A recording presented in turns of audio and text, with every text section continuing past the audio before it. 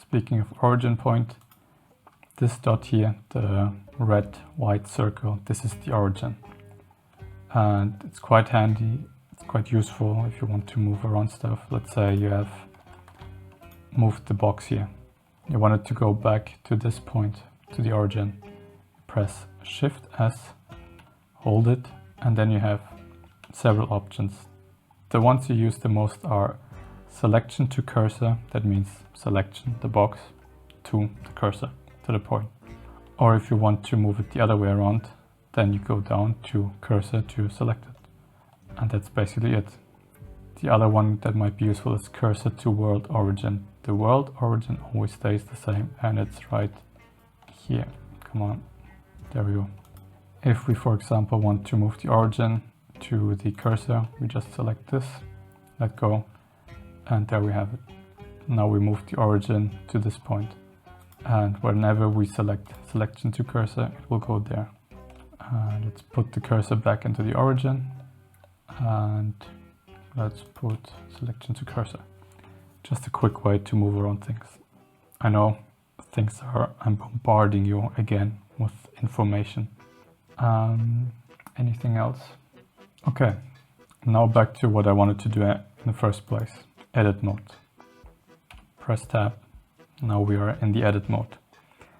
On the side you can see everything you can do to manipulate the object. If you don't, you press T. T opens the left panel and opens the right panel, so T and if you want to have more space, you just press both and you will get rid of everything.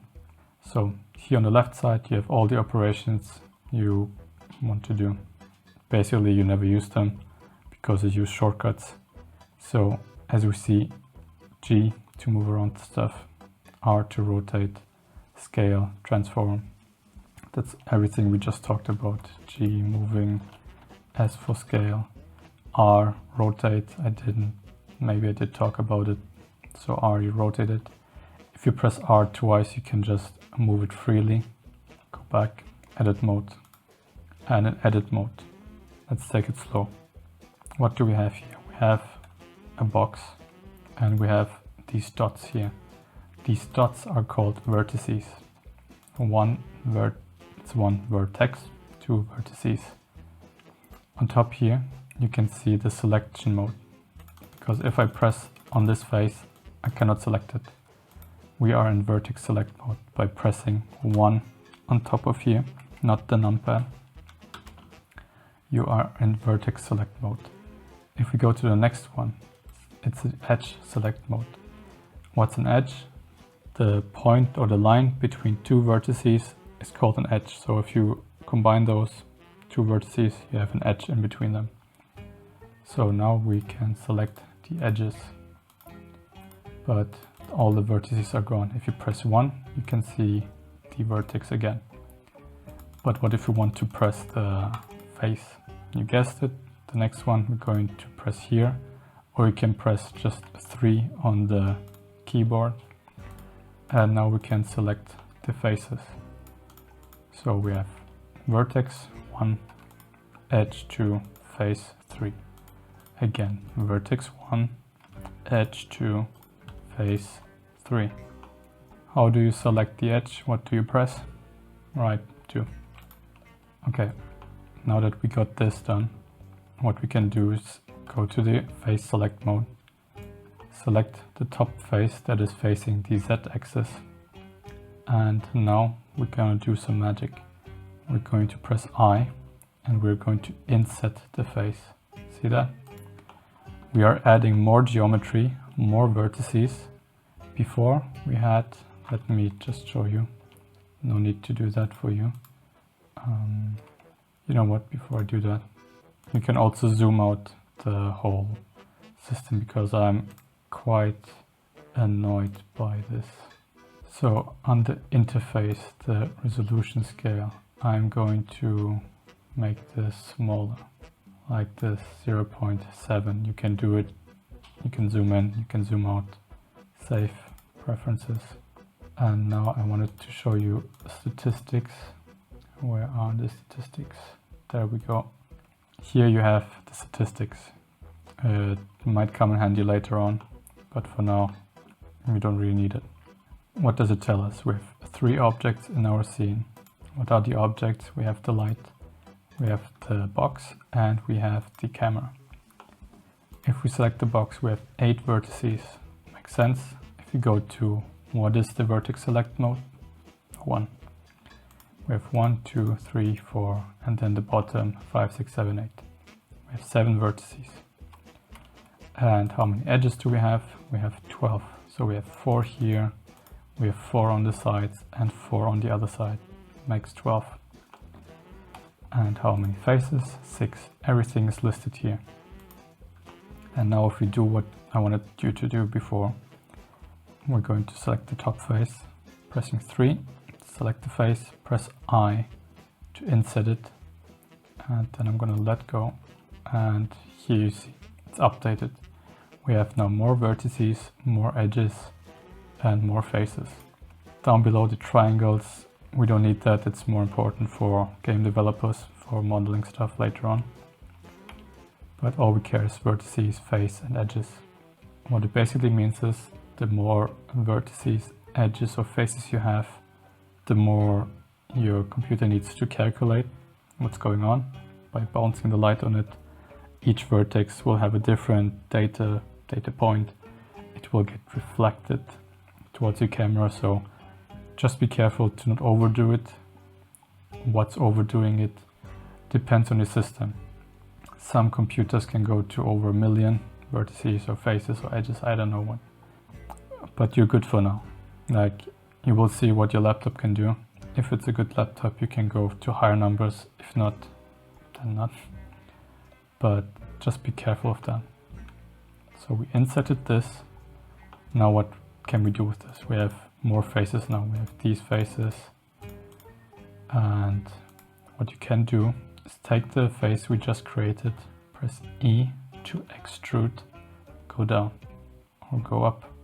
You see, you can just create something you want, like a chimney, for example, or I don't know. Let's go down for once, press I to inset, E to extrude, and there you have it. Press I again to inset, E to go down, I again, E to go up. And that you can repeat as many times as you want. We have just built like a, I don't know, a fortress with walls, and this is the tower, I don't know. But basically what we did is 2 main functions, extrude E on the keyboard and inset I also on the keyboard. And what you can do now with the face orientations I mentioned earlier. If you press X, you look at it from the X direction. If you press Y, you look at it from the Y direction. And Z, you look at it from above. We still can't make up if we're looking at it from above or from below. So let's just go into edit mode again. Let's select one side, press I, inset, then E to extrude. So if we click the X, we are looking at it from the X direction, straight on. There's nothing to see. And if we press 1, we're going to front select mode. We're going to look at it from the front side, so from the Y axis. And there we can see what we just inserted. If we press 7, we're going to look at it from top. So the important parts are 1, 3 side view, 7 top view, and 4 is just to move it around, 2 is to move it down, then back up is 8, 6 is to move it away. You don't really move this way, but if you want you can. And now you might think, what does 5 do? 5 does exactly this. And what is it? It's called orthographic view, and it's just eliminating all the perspective. Like here, for example, you see some kind of depth. We are going to add another cube, move it here, there. And if you press 5, you see there's no depth information like the cube. We just moved it all the way to the back side. But if you press 5 orthographic view, then you just get rid of it. And where's the cube? It's quite unique. It's probably what got you into Blender, because people like to do the orthographic view. And this you can also do in the camera settings. And there we go. So what did we learn today? We learned what we can add. We can add meshes, we can add planes, we can add circle and whatnot. We learned that we need to have some kind of scale for everything. So scale should be set to 1, rotation also to 0.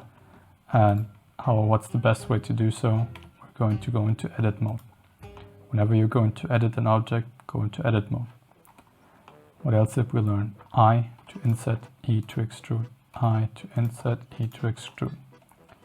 And there you have some tunnel connecting to houses. I don't know. This is what we learned today too. Anything else that we mentioned? Moving objects. If we press here and then we press Shift S and then selection to cursor, we are just going to move everything to the origin or the cursor. That was my mistake. I meant the cursor, not the world origin.